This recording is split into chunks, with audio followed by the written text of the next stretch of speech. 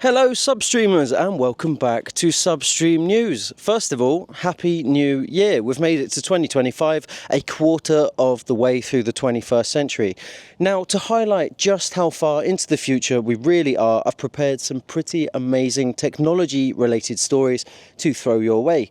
So let's get on with it. First of all, the EU has signed an $11 billion deal for a sovereign satellite constellation to rival Musk's Starlink. But as we're going to see, it's basically going to completely pale in comparison. Now, the deal will see about 300 satellites launched into low and medium orbit of Earth by 2030.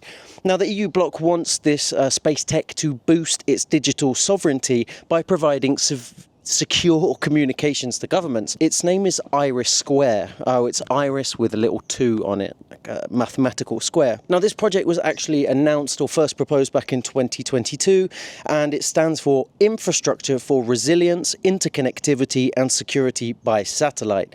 It's a public-private partnership whose initial cost was about $6 billion back 2.5 years ago, but the price has leapt 76% through a pretty crazy negotiation process. Delays, as always with bureaucracy. Now, in the end, yes, the program will go ahead, 61% funded by the public purse, which means your taxpayer money if you're in the EU, and 39% will be funded by an industry consortium called Space Rise. That's pretty kind of cool name, and they were put together back in October, and it's going to comprise European telecoms companies like the French satellite company Eutelsat, which merged with OneWeb back in 2022, another European rival. So yeah, it's like going to be a big EU satellite thing. Now, as I said, will it compete with Starlink? Not really, because 300 satellites is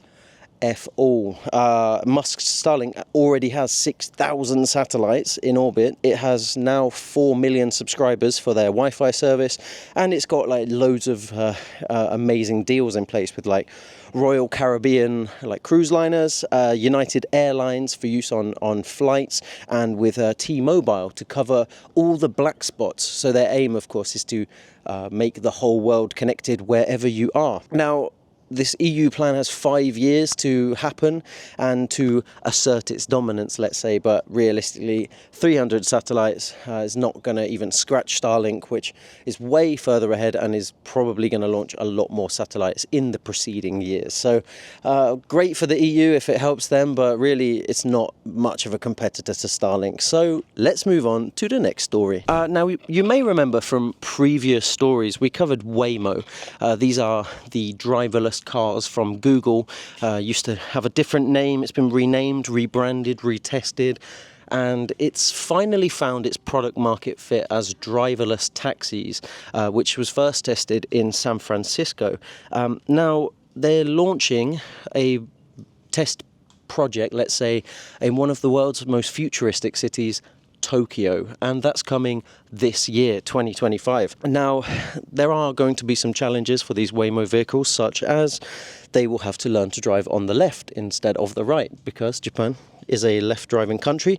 They will also have to deal with far more dense urban environments. If you picture the US, it's wide highways pretty much everywhere from city to city, but whereas Tokyo, the most populous city in the world, is very tight and packed in with alleyways and single lanes and one-way systems, which are much less common in the US. Now, Waymo is going to partner with a huge Japanese taxi hailing company called Go, and also Japan's biggest taxi company, which is Nihon Kotsu. And Nihon Kotsu will oversee the management and servicing of these Waymo driverless vehicles, because of course they don't have a driver to look after them themselves. So somebody's got to clean them and fill the tires with air and things like that. Now, it will start in certain districts of Tokyo before expanding. So you'll see it, if you're in Japan or going to Japan, you'll see it in 2025 in Minato, Shinjuku, Shibuya, Chiyoda, Shinagawa, Koto, and Chuo. Right? I think I've said those right. But this news has come within a week of another big piece of news. And I actually think it's timing is very responsive, and that's because General Motors has just scrapped its huge driverless ride-hailing plans, which have been going on since 2016. They've already poured $11 billion into that project that's now been completely cancelled. So it was General Motors and Honda were working together to create driverless taxis, and it's been a fail, a complete fail. $11 billion wasted by two of the world's biggest companies. Shocking. So, this news from Waymo is very much opportunistic, and all I can say is good luck to them. If you're a taxi driver watching this, I'm sorry, but your days are numbered. Let's move on to the next story. Now, the next news comes from Lima, Peru, which is not the most common place for a major scientific announcement, but it's actually a place I've spent a lot of time. I used to live there, and it's got a lot to offer. It's a beautiful city which has its dangers. What it does have to offer now is a technology called Fertilo, and this is a really interesting tech innovation. It's an ovarian support cell technology from a company called Gamito that matures human eggs outside of the human body, and this is a big step forward for fertility management and technology.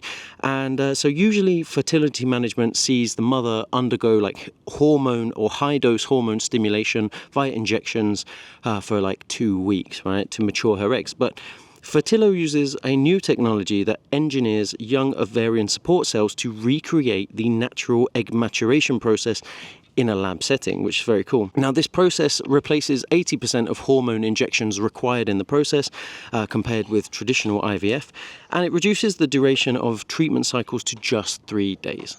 Now, is that all for this story?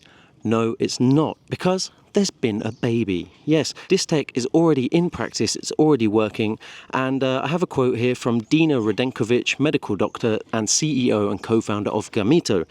She says, "We are delighted to celebrate the world's first live birth conceived using Fertilo. By overcoming the major challenges of conventional IVF, such as long treatment cycles, significant side effects, and the emotional and physical strain, Fertilo provides a potentially faster, safer, and more accessible solution for families." Now, if you'd like to know more about this topic, because it may affect you, it may be a treatment that you're looking into yourself, go down to the video description where we post all of our sources, as all good journalists must.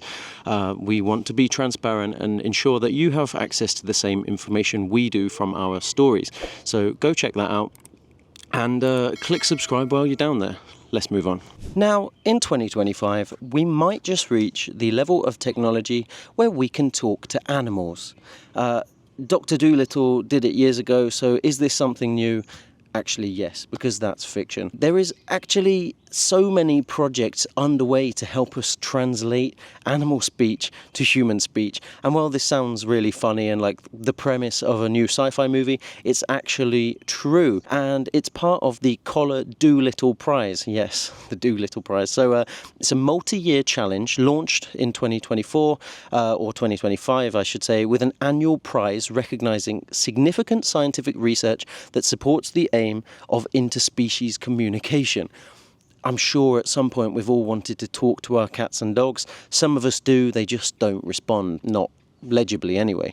Now, the successful team that cracks interspecies communication will get either a $10 million equity investment or a $500,000 cash prize. I know which I would be taking. There will also be an annual prize of $100K to successful applicants. Now, what are the criteria? Because you may want to apply. Number one, you must use a non-invasive approach to communicate with or decipher an organism's communication. It's non-specific, could be any organism. Number two, demonstration of communication in more than one context, like alarm, mating, foraging, using the organism's endogenous communication signals, preferably in an interactive and autonomous way.